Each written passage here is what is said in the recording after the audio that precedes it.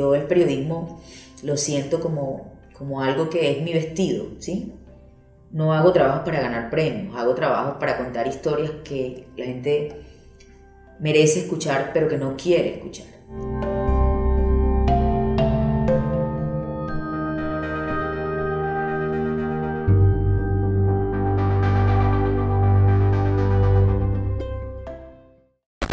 Digamos que me inspiraron las historias de Oriana Fallaci, corresponsal, periodista italiana, que cubrió durante muchos años todo lo que tenía que ver con el conflicto árabe. Y me imaginaba corresponsal de guerra desde noveno grado de bachillerato. Digamos que por ahí nace como toda esa inclinación por las lecturas de los escritos de García Márquez, por la definición de periodismo que tenían los norteamericanos, el periodismo narrativo, sin saber ni siquiera ni idea de eso, porque estaba muy chiquita. Pero hay un evento que desencadenó todo ello cuando a la edad de 15 años prestaba el servicio social en mi región y nos pidieron ayudar a unas familias que estaban sufriendo de inundaciones por el desbordamiento del río en Montería. Y una señora estaba aferrada a un baúl de madera que no quería soltar y el agua estaba subiendo de nivel. Y yo le dije que teníamos que salir rápido porque podía tornarse complicada la cosa. Y ella me dijo que no podía soltar los recuerdos de su hijo asesinado. Su hijo asesinado murió, el chico murió en una masacre en mi departamento en 1988 y yo no tenía ni idea que eso iba a desencadenar en mí todo un interés por reconstruir la historia del conflicto y la violencia en Córdoba. Y básicamente 10 años después conté la historia de esa señora que perdió la cabeza porque los paramilitares le arrebataron a su hijo. Yo tengo que decir que no soy feminista, de hecho no me gusta el término. Me gusta más cuando de igual a igual trabajamos y vernos de iguales.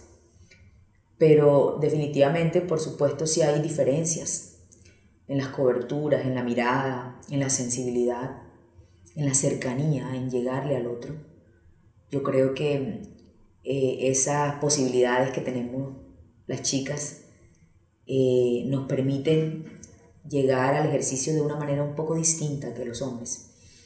Ahora, tampoco hay que negar que estamos frente a un escenario tremendamente machista, redacciones donde todavía siguen imperando más hombres que mujeres, pero curiosamente en donde las mujeres se dedican a hacer el trabajo más fuerte muchas veces que los hombres, sobre todo las coberturas que están relacionadas con el conflicto y el orden público. Entonces yo creo que sí hay unas diferencias, sí hay unas posibilidades en uno u otro lugar. Y lo importante es reconocerlo, pero nunca renunciar a trabajar en equipo. Recuerdo con mucha alegría cuando me encomendaron mi primera crónica periodística en profundidad a un padre del periodismo en mi región y llegué muy temprano al asilo de ancianos donde él estaba recluido. Me presenté y le dije que iba por una entrevista. Me sacó un libro que él había escrito. La pequeña historia no es tan menuda, se llama el texto, más o menos de unas 300 páginas, y me dijo, léalo y cuando lo lea me viene a entrevistar. Ese personaje se llama Rafael Yáñez Pineda, un hombre que marcó la historia del periodismo en mi región, que conocí ya muy anciano, a punto de morir, con una lucidez fantástica. Y siempre voy a recordar esa entrevista como las lecciones de periodismo más bellas que recibí. Él acostado en una hamaca y yo sentada en una mecedora, escuchándolo durante todas las tardes por más o menos 2 semanas. La crónica salió terrible porque no tenía ni idea de escritura en esos momentos, pero las enseñanzas me quedaron para toda la vida. Yo creo que esa es la pregunta del millón, ¿no? ¿Se nace o se hace? A ver, yo me defino eminentemente como una reportera, no soy más que eso, me encanta andar con la gente. Y en la medida en que tú andas con la gente, creo que descubres las claves posibles de las historias que merecen ser contadas porque ellos han abierto su corazón para permitirte. Creo que por supuesto uno puede aprender a perfeccionar, a pulir la técnica, a descubrir ciertas claves leyendo a los maestros. Y es lo que más me encanta hacer. O sea, no hay mes que no esté descubriendo a un escritor nuevo o a los escritores de siempre, periodistas maravillosos que nos tienen mucho que enseñar. Entonces yo creo que hay una mezcla de estar aprendiendo, pero también de escuchar a la gente, de escuchar al otro, de darte espacio con ellos para que al final puedas escuchar esa voz interior que te puede estar diciendo cosas bonitas. Y creo que ha sido más notorio en la medida en que nos vemos inmersos en una apabullante y visceral revolución digital. Yo siento que la ciudadanía, hoy más que nunca, hiperconectada todo el tiempo, se siente más sola. Se siente más sola porque estás hablando con una pantalla, estás conectado por un espacio virtual y esa cercanía, ese tocarte con la mirada, no solo con el tacto, no se consigue de muy buena forma a través de los espacios virtuales. Entonces yo creo que si estamos frente a ciudadanos y nosotros, periodistas, frente a escenarios en donde comunicarnos de manera directa posibilita excelentes relatos, más allá de una simple crónica. Creo que permite comunicar piezas periodísticas muchísimo más inspiradoras. Yo soy solamente Gina Morel. Soy mujer, periodista, mamá y un ser humano que llora demasiado. Creo que no vale la pena jugarse la cabeza dividiéndonos. Tampoco creo en eso de me pongo el vestido de periodista, me lo quito por la noche y ahora soy mujer y soy mamá. No, yo creo que somos una sola persona. Y precisamente la mezcla de todas esas cosas es lo que te permite descubrir cómo acercarte a las personas de mejor forma cuando tú simplemente eres. Y si es una investigación periodística, no solamente pienso, no duermo. Me puedo pasar noche en vela analizando que pudo haber sido incluso mejor, que me faltó escuchar esta voz, que tengo que hacer esto más porque hay que darle seguimiento. Sí, yo creo que el periodismo es como un novio permanente que no te abandona, que está ahí todo el tiempo, y a mí me gusta pensar en eso de esa forma. Tengo 2 hijos maravillosos, Mariali y Juan Sebastián. Me divierto muchísimo con mi familia. Voy a cine permanentemente, casi todos los fines de semana. Me encantan los relatos y los guiones de cine. Soy una lectora empedernida todo el tiempo y me encanta viajar. Viajar para conocer gente maravillosa. Eso es lo más interesante. Digamos que la palabra costumbre es un poco egoísta de mi parte, pero si hay que buscar una, esa es. De alguna forma sí he estado ausente en procesos y en momentos. Afortunadamente no en tiempos permanentes, pero sí esta profesión, no decirlo sería mentir, muchas veces te aleja de los seres que quieres por las coberturas y otras veces te aleja porque tú tienes conflictos internos que resolver frente a toda la cruda realidad que enfrentas día a día. Pasa, pero trato de compensar todos esos momentos con calidad de tiempo. Ellos a mí, yo a ellos y a mi familia. Y compartir y reírnos. Claro. Y me hacen reír mucho porque soy una persona que ríe muy poquito. Yo me defino como una mala costeña. Yo soy del Caribe colombiano, donde la gente es afable, divertida, dicharachera, hablona. Y yo tengo un poquito, pero no tanto de eso. Me gusta más bien el silencio. Soy retraída más bien, muy reflexiva. Entonces creo que por eso río muy poco. Pero cuando me desatan esa chispa, también no me soportan. Entonces sí, ya soy demasiado chistosa, entonces voy al extremo. Un periodista trabaja para el público que no quiere escuchar las historias. Yo creo que nosotros lo que hacemos es un trabajo contra el público, contra la gente. Las verdades nos gustan.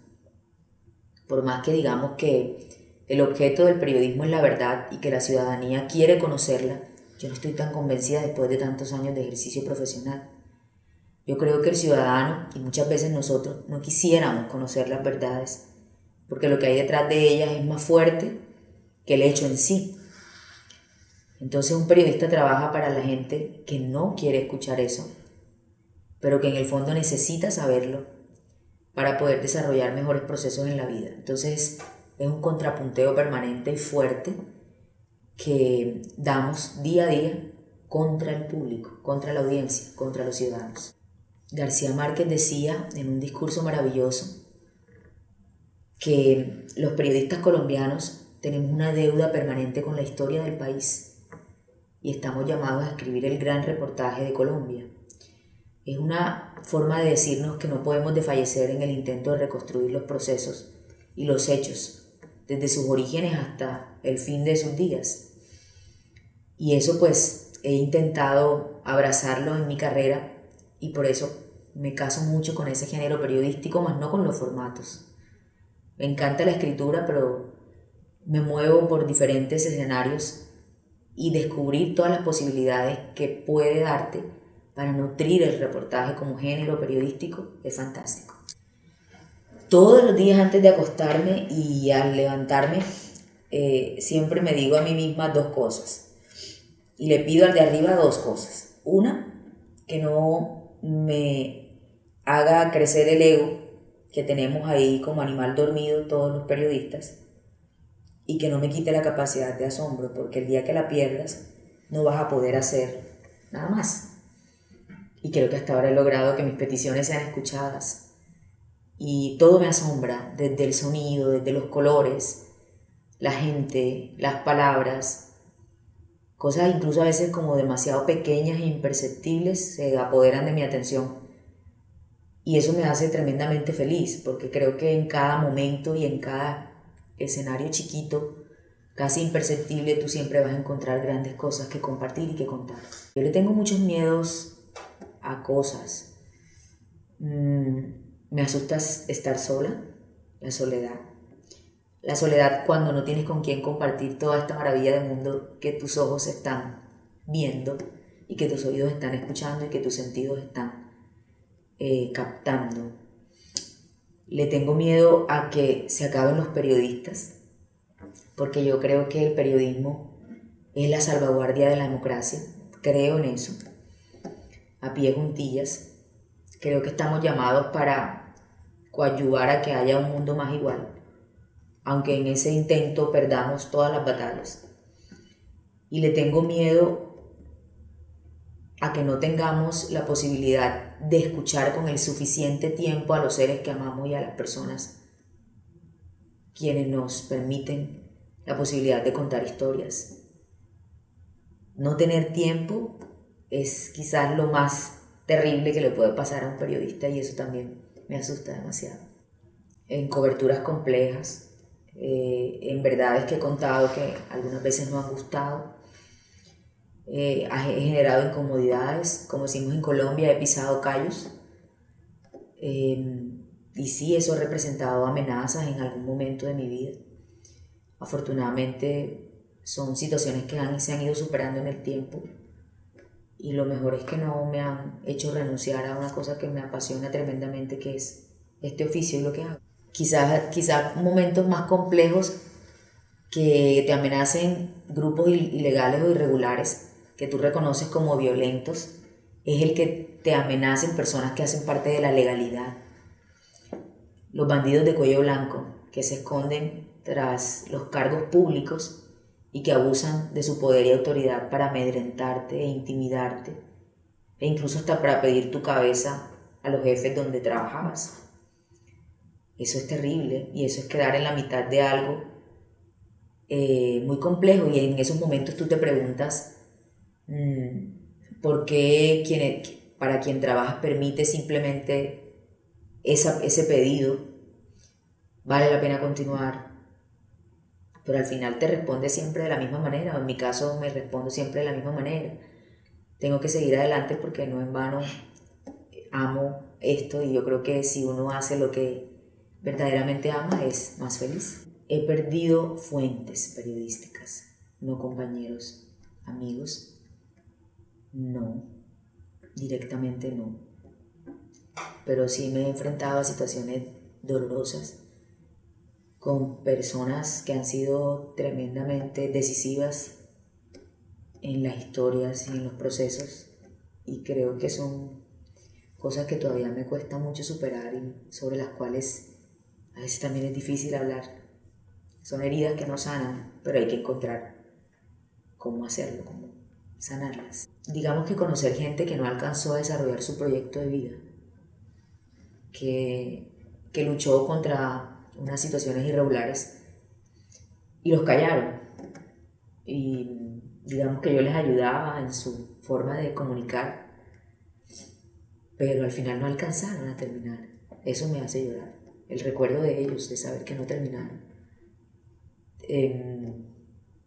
La historia que más me duele mucho es un personaje que conocí cuando escribí mi libro Tierra de Sangre, un hombre maravilloso, de quien me cuesta todavía pronunciar el nombre. Cuando lo hago creo que me reviento mucho, pero él, un miembro de una familia que sufrió enorme porque vio cómo asesinaron a su padre y a todos sus hermanos, 12 personas en total, a quien él sepultó uno a uno en un mausoleo, y todo por un problema de tierras, porque les arrebataron lo que tenían y ellos eran unos luchadores y no merecían que los paramilitares les quitaran lo que tenían. Y él, con el paso del tiempo, se recuperó de esos golpes e inició una lucha nueva en el 2012, cuando el gobierno nacional decreta la ley de víctimas para la recuperación de las tierras. Confió en el Estado, creyó en la justicia, se arriesgó nuevamente a contar su historia. Trabajé con él, yo, para justamente hacer visible su realidad, y en noviembre del 2013 lo asesinan, un mes antes de que nos viéramos, para hablar sobre lo que le estaba asustando. Y eso es algo que para mí es tremendamente doloroso. La voz de Gildardo Padilla me acompaña siempre, y me pregunto por qué no pudo terminar su proceso, por qué él no lo dejaron.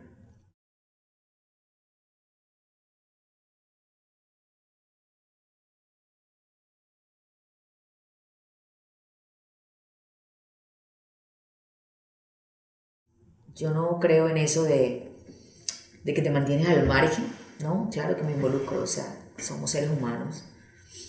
No estamos hechos de un material inamovible e inalterable.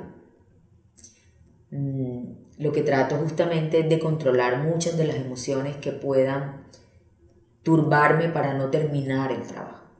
Pero no le tengo miedo a que esas mismas emociones me dobleguen en un momento determinado. Para eso hay espacios para recuperarse. Es concurrir temas tan complicados como el conflicto o como la desigualdad social. Hace que tu coraza, esa de periodista reportero, no esté tan fuerte como tú crees siempre. Y eso no está mal. Lo que creo que uno debe hacer es seguir adelante y entender cuáles son los momentos para tomar respiros y aire y continuar. En algunos momentos he tenido que sacrificar mi tranquilidad. Digamos que cuando sacrificas tranquilidad te empiezas a ser de alguna manera otra persona, en el sentido de ser todavía más reservada, más callada, a salir menos. En algunos momentos he tenido que sacrificar mucho tiempo de mi vida personal para dedicársela a las coberturas. Y por supuesto eso implica sacrificar a mi familia. Y en otros momentos he tenido que sacrificar también la posibilidad de contar algunas historias, porque todavía no es el momento ni el tiempo histórico para hacerlo. Entonces yo creo que hay como una mezcla de un montón de cosas allí que representan sacrificios, pero que más tarde se compensan de otras maneras distintas, porque pues creo en la ley de la compensación y esos equilibrios llegan. Siempre hay alguien detrás que te dice, bueno, ¿y ahora qué va a pasar? ¿Cuál es tu próximo trabajo? Entonces eso me asusta, porque porque no somos máquinas productoras de cosas. Es decir, yo el periodismo lo siento como algo que es mi vestido, ¿sí? No hago trabajos para ganar premios, hago trabajos para contar historias que la gente merece escuchar, pero que no quiere escuchar. Entonces eso que llega, pues qué bendición, qué bonito, es un reconocimiento, yo lo agradezco mucho, pero de alguna forma te compromete más, te compromete con la calidad, te compromete con la ética, te compromete con los sacrificios. Pero lo interesante es no dejarte abrumar por eso y tiene que ver un poco con lo que te dije de pedirle siempre al de arriba que no deje que el ego se me crezca, porque eso me parece tenaz, o sea, me asusta, no quiero pensar en que uno se convierta en una VT de algo, cuando sencillamente nosotros solo somos canales, vehículos, para transmitir, para contar. Sonrío, sonrío, me alegro de lo que ocurre, de la gente, de las historias que puedo contar, de los lugares que puedo conocer, de estar acá, de que la vida me ponga en lugares y en momentos interesantes como el de ayer. Nunca pensé que iba a estar en Juárez y en la frontera el día que se posicionara un hombre que tiene amenazado al mundo con su forma de gobernar o su anunciada forma de gobernar. El hecho de estar aquí me parece un poco surrealista en este momento. Entonces sonrío por todo eso, creo que eso es lo más interesante.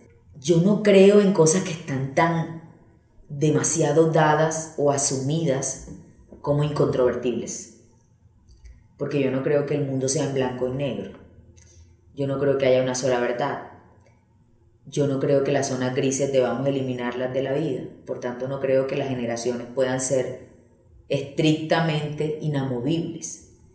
Cuando hablamos de millennials se asumen toda una cantidad de conceptos alrededor de personas de una edad en específico, que no tienen un trabajo en específico, que son independientes, que son tremendamente virtuales, que se conectan a través de las redes, y yo me pregunto, ¿y el ser humano dónde está ahí? Es decir, no creo que eso sea tan así, tan automatizado y tan robots. Y creo más bien, como decía un filósofo español, que estamos en un mundo demasiado globalizado por la internet, en donde esas verdades terminan siendo muy virtuales. Por tanto, las reales, las de fondo, son las que vas a poder encontrar en los seres humanos, no en las generaciones, en los seres humanos.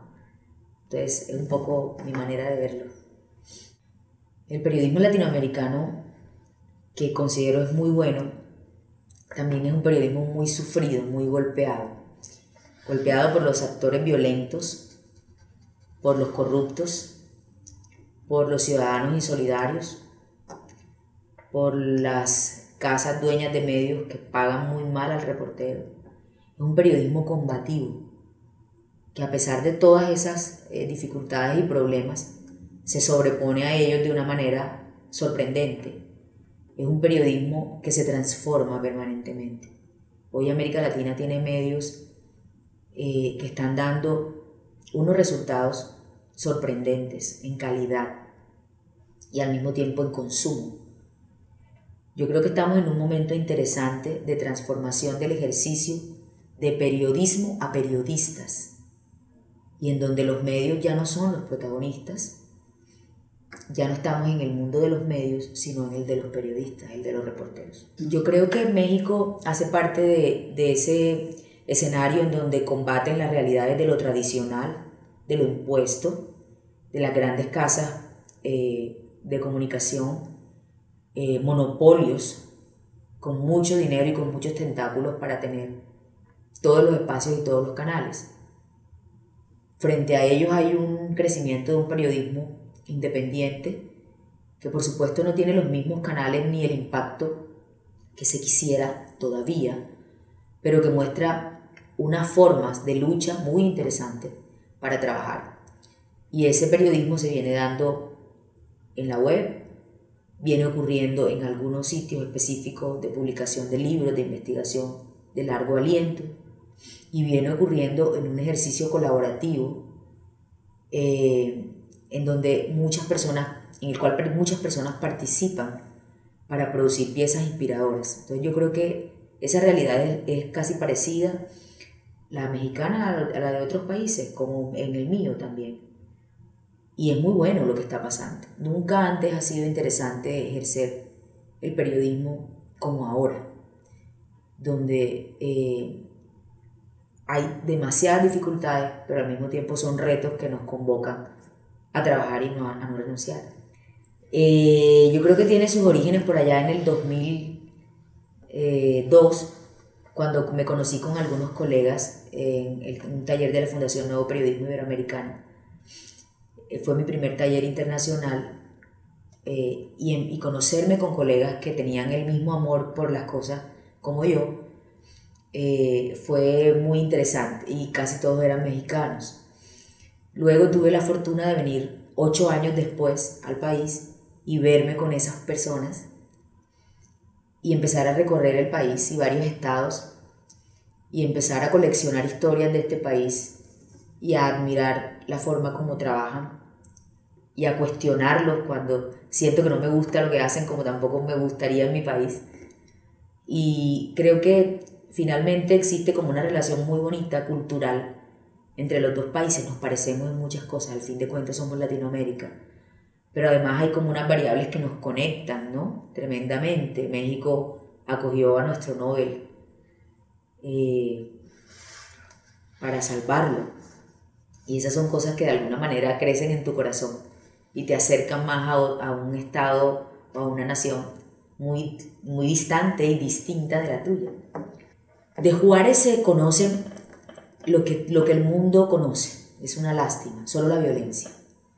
Creo que solo la referencia de Juárez es para hablar justamente del feminicidio, que fue la ciudad más violenta del mundo en un periodo histórico importante, que es una frontera conflictiva, que siempre está en el ojo del huracán de los carteles, de las drogas. Y eso es lamentable, porque yo creo que más que eso hay un montón de oportunidades y de cosas acá que merecen ser contadas, pero ese es el trabajo que tienen ustedes los periodistas. Tienen que contar a esta ciudad de otra manera, y quizás ese es el reto, descubrir cuál es esa narrativa que deberían ayudar a construir alrededor de Juárez. Me parece un lugar interesante, muy diferente. Las fronteras siempre nos suponen una cosa muy chévere, y es justamente que no son fronteras. Yo me he especializado en algunos momentos de mi carrera en las coberturas de zonas fronterizas: Colombia-Panamá, Colombia-Venezuela, Colombia-Ecuador, y este año espero trabajar un proyecto en la frontera colombo-brasilera. Y lo que descubro allí es que son pueblos hermanos los que se concentran en esa línea imaginaria. Y son pueblos hermanos abocados a una serie de situaciones irregulares y desiguales que los afectan y los golpean tremendamente. Casi que son regiones incomprendidas por el resto del país, porque no se asumen de un lado o del otro, sino distintas. Y yo creo que eso es lo que es Juárez, un sitio distinto, con unas particularidades muy específicas que merecen ser interpretadas y analizadas desde el periodismo, desde la historia, desde lo social, para mostrársela al mundo y mostrársela a tu mismo país. Pues pasaron 2 hechos que me parecieron geniales, que estando aquí se hayan llevado a el señor de los carteles de las drogas, el Pablo Escobar mexicano, y además la posesión de Trump, con toda la amenaza que eso representa para Latinoamérica y las consecuencias que ya se están viendo en México. Y pues por supuesto no me pude aguantar a quedarme en un hotel preparando el taller, sino a salir a la calle. Fue una experiencia interesante ver la protesta de las mujeres, de 53 mujeres, que decidieron trenzar sus cabellos a lo largo de un puente para mostrar la hermandad entre los dos pueblos, norteamericano y mexicano, para comunicar de una forma muy simbólica que las protestas no solo son violentas, y para transmitir espiritualidad. Fue algo realmente interesante para mí, y creo que son lecciones de vida que tenemos todos que asumir cuando ocurren estas cosas y cuando tú puedes estar ahí para verlas. Y fue muy bonito realmente ver eso, escuchar el silencio de esas mujeres, porque era un silencio con sonido. A las 7 de la madrugada, como dicen ustedes, porque casi que no había sol y hacía mucho frío. Y ellas estaban ahí, atadas con sus cabellos, uniendo la frontera, enviando un mensaje que el mundo debería escuchar, ¿no? Al fin de cuentas, la población femenina es la que más ha sufrido en esta región y que ellas lo hagan tiene un significado muy especial.